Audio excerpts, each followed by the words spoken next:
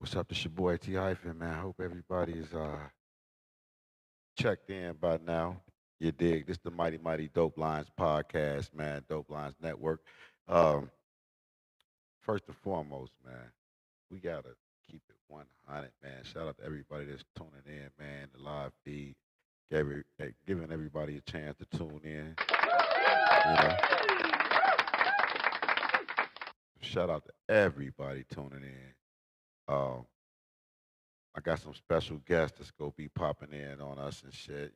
Make sure y'all send me your email too if y'all want to join in this conversation. This is gonna be a real deep conversation. I can't even lie. Um, Man, it's a lot going on right now, man, and we just go try to uncover everything, man, and break down uh what's going down. So of course, I got a couple of facts and stuff that I had already put down though, but uh I like to start off by saying this show is titled Black Fatigue, but I'm not even sure if that's a term. But I know it's gonna get overused and oversaturated and over exaggerated and over everything, over hype, and it's gonna really take the true meaning out of what's what what's really black fatigue. Now, um, you got two sides of this whole thing, man, because uh uh you got white privilege. We're gonna start it off with that. We just gotta start it off, cut straight to the noise. Um and just let's just start off with white privilege. Uh and why are folks so tired, black and white? Because it's like it's to the point now where it's black people that's calling black people out, more and more. And it was black people that were scared to do it because they didn't want to get so called canceled by black culture or whatever they have, black Twitter, whatever, because it was like when people like uh, Monique spoke out, even Bill Cosby when he spoke out, he was right. No matter what he did, he still was right with speaking out by telling people to, just class up, have more class, more pride about themselves. So Bill Cosby was one. Monique, Felicia Rashad, the whole Cosby Show jumped on everybody though. I mean, you got everybody. Felicia Rashad just told the women straight out, have some class. Monique, have some class. Everybody have class. That's all everybody's saying. But for some reason, black people think that money class uh, means that you don't have any class. And that's crazy too because just back in the days we wasn't middle class. We were probably low class coming from Mississippi and just moving to up north spots and or even living down south and just living that southern life. You was low class, but you had high class. You still was dressing nice. Think about how they dressed in the 20s, man. People were clean as hell, man. Suits, hats, tailored outfits, going back to a hut, going back to a cabin or a trailer, whatever you call it. They was going back to no plumbing, no cable, no electricity, but every day when they went out, they got clean. When they went to church, they got clean. They made sure they represented themselves and they had pride in their last name. That's another thing too, man. Like people had pride in their last names, man. That meant a lot. If you was a Johnson, you went out and you acted like a Johnson because you know that you couldn't act nothing less than a Johnson because they knew who the Johnsons were.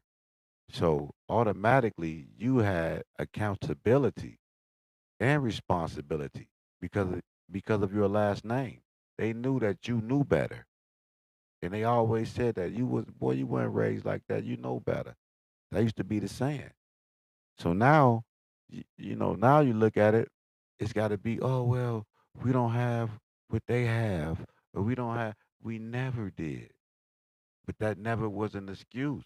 We never had the big mansions and the maids and all this stuff growing up. Our peoples never had it, but we that was never an excuse to act wild or do dumb shit.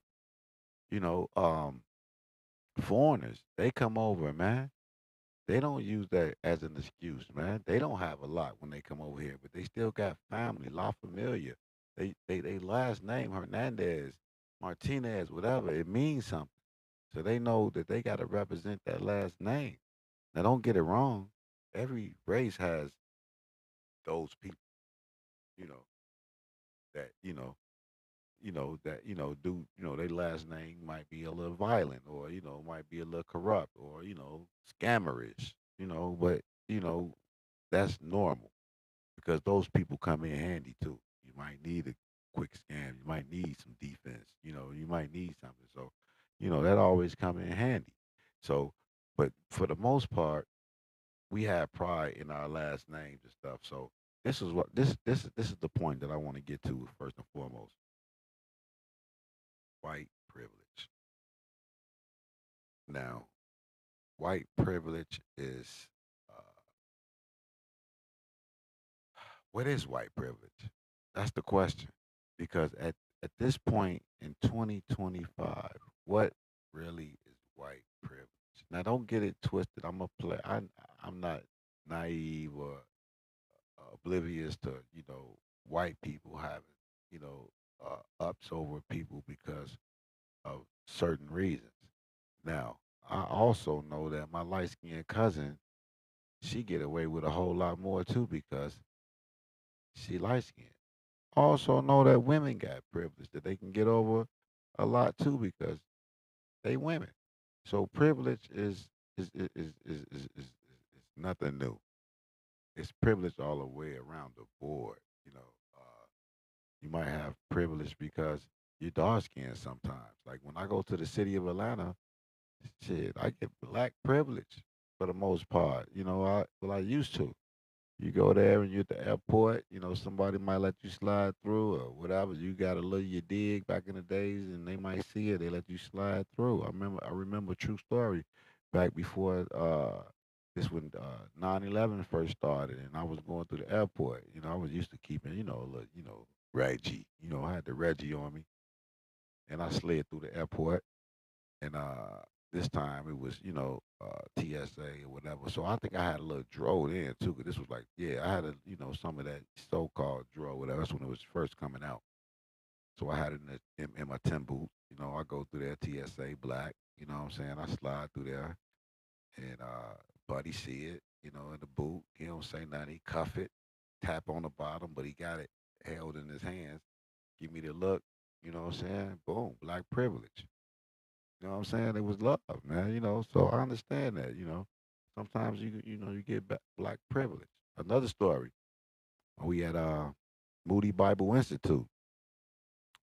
Uh, it's the NBA Combine, so everybody's there, right? I'm there with Jarvis Hayes, some cats from the A that was managing this hooper named Jarvis Hayes, played for Georgia. So we at the combine and stuff. They got credentials. They get in. They boom. They slide in. We standing outside, but we politicking. We from the crib. Me and my homies, we from the crib. We just talking and we chopping it up with people that's going in. We recognize a few peoples, whatever. And Stephen A. Smith walk up.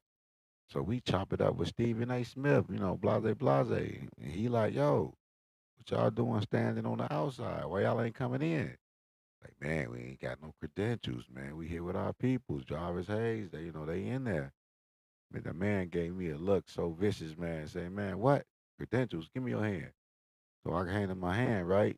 He turned my hand over to the black side, pointed at my black skin and told me, that's your credentials.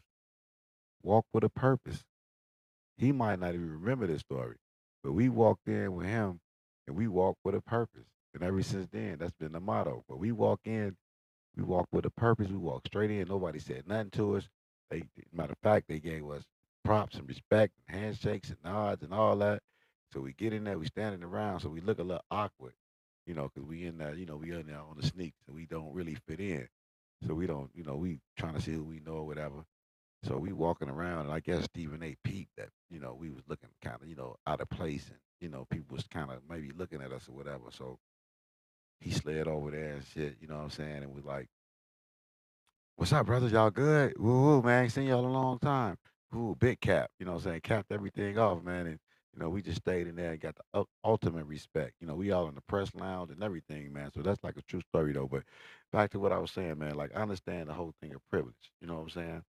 And, so I understand that. But the question tonight is, what can white people do that we can't do?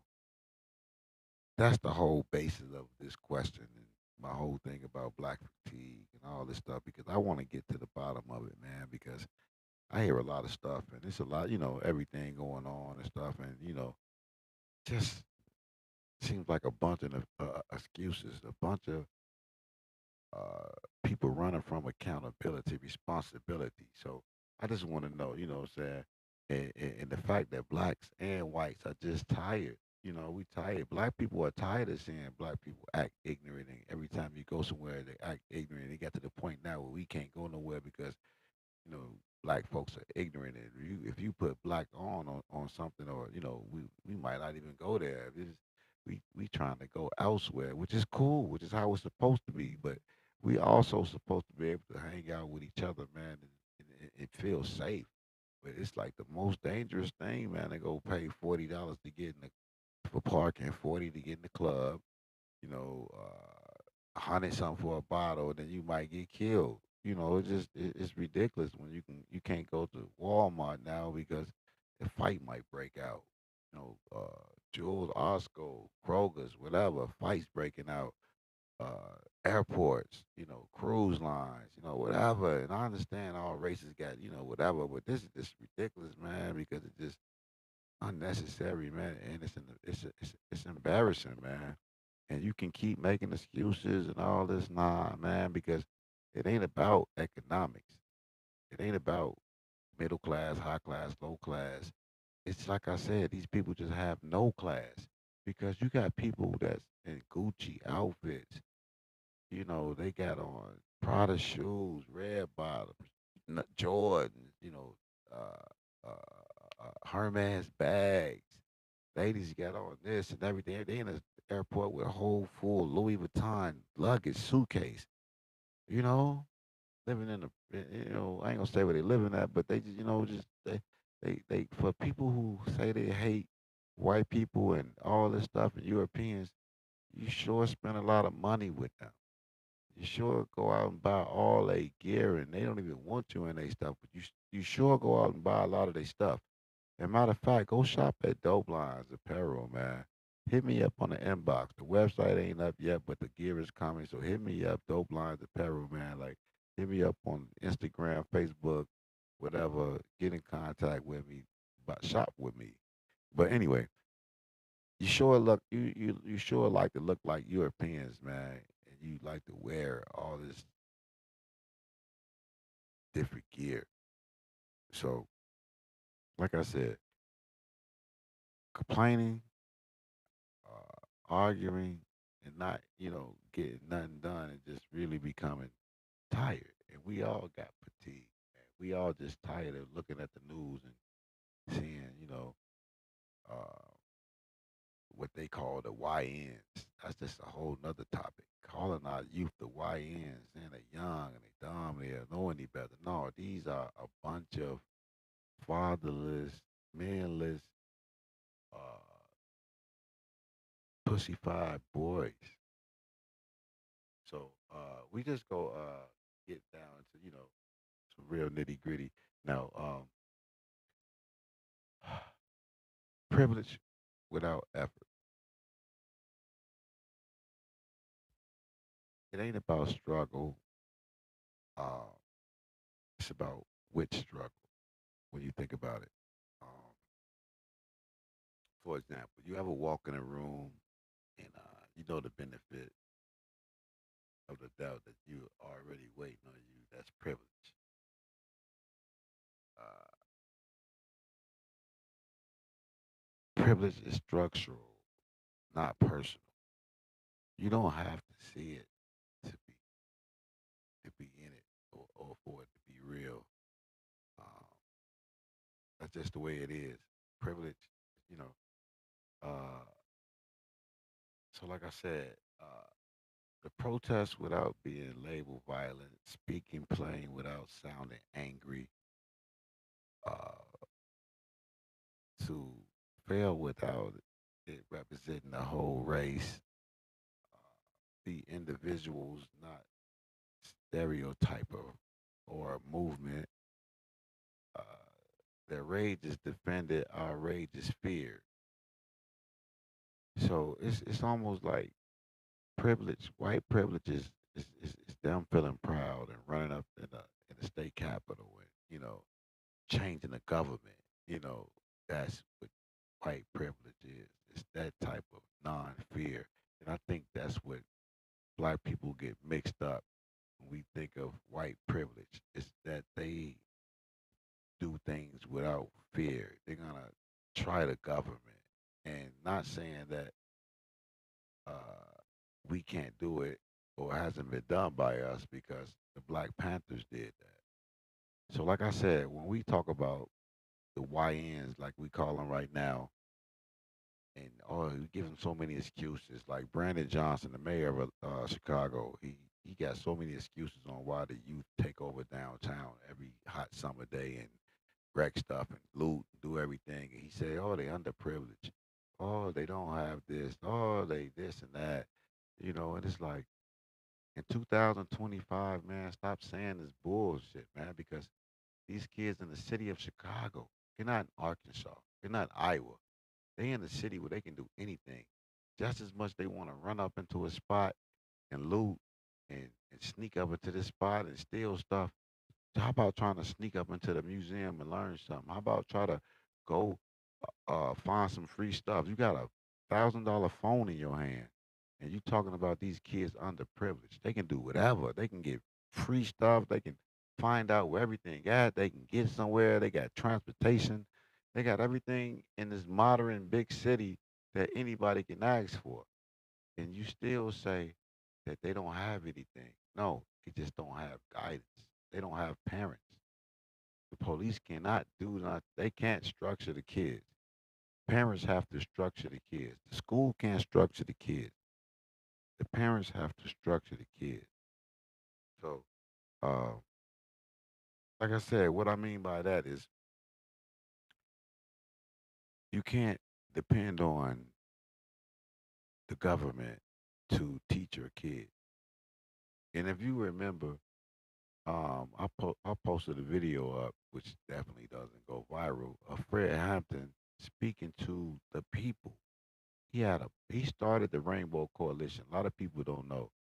Fred Hampton Jr. started the coalition, man, the Rainbow Coalition. And then it got switched over to Jesse Jackson. Then of course, the LG Alphabet people, they took it over, whatever, and they just killed it. But the Rainbow Coalition, when Fred Hampton started it was full of Black Panthers, gang members, when gangs were really about the neighborhood and community and taking care of self. They had white uh, uh, uh, uh, uh, warehouse workers to white mob members. They had the Spanish gangs. They had Spanish working community. You had everybody, man, was involved, and they understood that it was not a racial thing, and race was set up for capitalism. It was a socialism thing, and it had to be people coming together. And Fred Hampton put that together, so that's what made him deadly. That's what made them want to kill him. You notice they never want to kill nobody who talk about dividing. Anytime that death comes to somebody, is when they start to talk about coming together and going against the common enemy, which is mostly the government. So when you got people that do that and attack the government, like when King woke up, that's when they wanted to kill him. As long as he was working with the government and doing what they want, he was alive. No threats, no nothing. Not coming from the government where they can really get you. It was mostly like hateful people like the Klan and, racial people that really couldn't get to him like that. The government was the one who set up everything once he started getting people to come together, all races. Same thing with Malcolm X. If you think about it, when Malcolm was talking all this racial hatred and all this rhetoric. It was like he was good. He was getting broadcast. He was on TV shows. He was everywhere. As soon as he started talking about coming together, that's when they had to whack him. So Fred Hampton, being a young nigga, like you call him, a YN, 21 years old, you know, that's when he died. Think about all the work he did. We needed to feed the kids, fed the kids. We need to protect the block. We protect the block. You know, we needed to take care of the pregnant women and all this stuff. He started the WIC program. You know, the community clinics, man. These kids are bringing in EKG machines, and I don't know where the hell they was getting all this equipment from, but they was making it happen. They had buildings that they bought, and they was renting out. And they was they was they build the fort, man. They was taking money, man, and putting it back into the community. And these are kids that grew up in dire straits. You talking about underprivileged and and growing up in in undesirable environments, the 70s and 60s and 70s in Chicago and Memphis and Detroit, and it was rough, man. These kids made no complaints, man. They made it happen for themselves. They didn't worry about voting. They did not worry about the process of all that. They were just like, we gotta do for self. So that's what I think that uh was causing black fatigue, is that other races see us not doing for self and just complaining, and it's getting tired. It's getting tired for black people that work hard. If you get up every day and you work hard and you bust your ass and you got a dream, and you go out there and you make that dream happen, by all means necessary, and you never looked at or never took the a victim route in the victimhood, and never, you know, play victim to anything, and you took accountability for when you messed up, and you took accountability for when you didn't come through and all this stuff. And if you did that, and you worked hard and got where you supposed to be at, you don't even look at that type of stuff. Racism and privilege and all that. You don't even care about that because you know you get goals accomplished. So it's like almost like I tell people, man, get your credit together and see if you're still a racist. I want to see if every black person got their credit together, will they still think about race? Because, like I said, in the year 2025, you don't need to go into a bank to get a loan. You don't have to physically go into anywhere to get money. You can get it all on your phone. You can. There's kids that's out there that's scamming, man. They got CPN numbers, man. They getting money shipped to them. They scamming them, taking money out of other people's accounts. They doing everything, man. So no excuses. You can go get your credit cleaned up. You can go and do this. You can go and that. You can go do whatever you want to do. Get your CPN. I'm not saying do it, but I'm just saying you don't have to show your face or your color or your gender. Now you do because Trump made it where you have to be male or female. Shout out to Trump for that one, though. You feel me? Definitely need that. But other than that, man, like there's no excuse. You can go apply for things online, man. You can get your credit repaired online. You can go get signed up with Navy Federal. You can buy stocks. You can, invest in the SP 500. You can do a lot of things, man, without showing your face. You can do the same thing that white people do. Other nationalities don't come in and say, "Oh, I can't do what they do." They work hard. They buy businesses, man. They support their family, man. They stick together. They do what they got to do, man. They teach their kids Spanish. They don't worry about the government teaching their kids Spanish or about Cinco de Mayo or about anything. They teach their kids that off top. Like I said, just because you let Walt Disney teach your kids who the Black Panthers are and they don't know who Fred Hampton and the rest of these cats are because they didn't learn or you didn't teach them about Imhotep or Timbuktu University or Egypt and all this stuff, and you let them teach them about slaves and you being a slave and all this stuff, that's your fault. If you don't teach your kids stuff, I got video of kids in the 70s, man, that was teaching 60s and 70s, man, that was teaching kids Spanish in the hood, and this one guy who was on home in the cheap advice stores, how he was growing grass out there, and he put life into everybody by just growing grass out there where they didn't even have grass at. So it's like the ultimate thing, man, for like us to like stop making excuses, man. Like it comes down to race with everything. A man that we've been doing all our life, Donald Trump, is all of a sudden going to stop black people from doing anything. That's the craziest thing. He was in office already, and he didn't stop us from doing anything. And then after he got out of office, the people that they wanted in office was in office, and they didn't get anything accomplished but try to go after Donald Trump and get him locked up so he couldn't run again. They spent 4 years trying to make sure they can stay in office instead of taking care of business. What happened to reparations? Did they even come across? What happened to the police uh, training that they was talking about when they was talking about defunding the police? Whatever happened to anything that they was doing? So they tell you the fear factor. They make you scared. They got Biden going to Morehouse telling the kids that America hates you and you got to work 3 times as hard to make it because you're black and this and that. And these kids are like some of the most smartest kids in the world at this school. These kids are future, whatever. And they looking at them like, why is you telling us that America hates us and we can't do this and we know how to do this and they know how to pivot? You can't tell them about Jim Crow 2.0, man. These kids don't understand that. They got white people in their family now. They got white friends.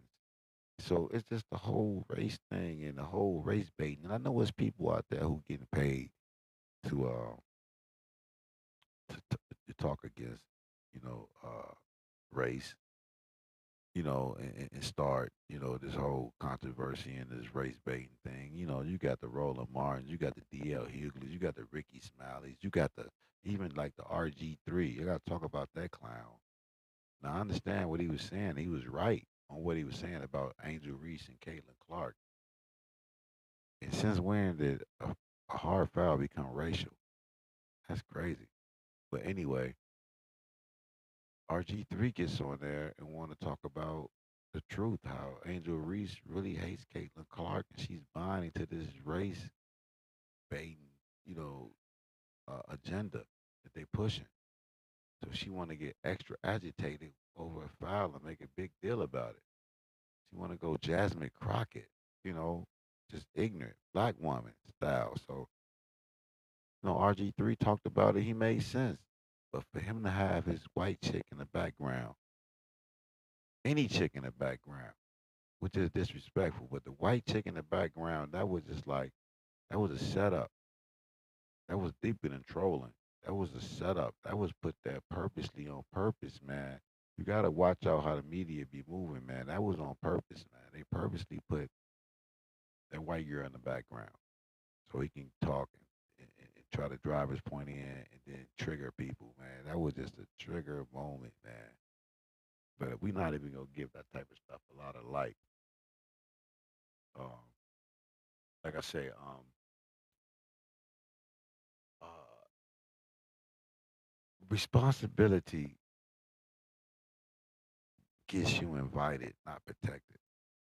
It's almost to the point where, like I said, accountability, man, on black race is falling off. No more culture. The culture that we got now is definitely not us. I don't know what you want to call it, but it's definitely not us, man. We out here wilding. Every time you look at a video, it's us wilding. The kids out of control. They got ski masks on. They got their drawers hanging out. Man, they just looking weird as hell. You got on a ski mask, you got on a hoodie, and you got your ass out. And we think this is normal, man. Something is wrong with these kids, man. They on demon time. And the music, the movies, the video games, growing up, for us it's cool because we know what it is. Our mind can handle this thing. When you got young kids that grow up looking at this and then they under the influence at an early age, they're not taking it in well, man. And then they growing up in households where they allowed to act out this stuff without somebody telling them, boy, you ain't no gangster, take that off or whatever. They're able to come in a house with a single black mother and she allows the shit to happen because she thinks it's cute or it's just trendy and she don't want to be a bad mom. She's trying to be his friend or she just don't know no better or she attracted to this dumb shit because a lot of times they their fathers, their baby fathers was you know what their son is trying to be like or going to be like. So they accept it because they're used to it. They rooted on because they was in love with it when their father was doing it. It was cute to them. They like doing that shit. They like being Bonnie, you know. So a lot of times, man, it was uh, kids able to get away with coming in with their pants sagging, no man in the house saying, "Nigga, pull your shit up." So then, by the time the other generation came, who was allowed to do it and think it's cool, they didn't tell the young shorties to pull your pants up. They was like, "It's the norm. It's the culture." Same thing with the ski masks now. COVID been over. They got the Pooh Shiesty ski mask on with a hoodie on, all black in the summertime. And nobody like checking them. Like you can't say nothing to them. They just, oh, them young niggas. Be careful. So like I said, man, we can't talk about white privilege or all this stuff, if we don't take care of ourselves. How can we ask somebody to have respect for us when we don't respect ourselves? Why would the police respect a neighborhood where cats don't respect themselves? Why would any other race of people respect us if we don't respect ourselves? It's just dumb things that we do, man. So I just had to bring this up, man. Talk about it, man, real quick. Shout out to everybody who tuned in, man, and everybody who going to watch this on the rebroadcast. Make sure y'all tune in to Dope Lines Podcast, man. We just putting down uh, big time stuff, man. Dope Lines Podcast, man. The Dope Lines Network, man. Peace. It's your boy, man. I'm out.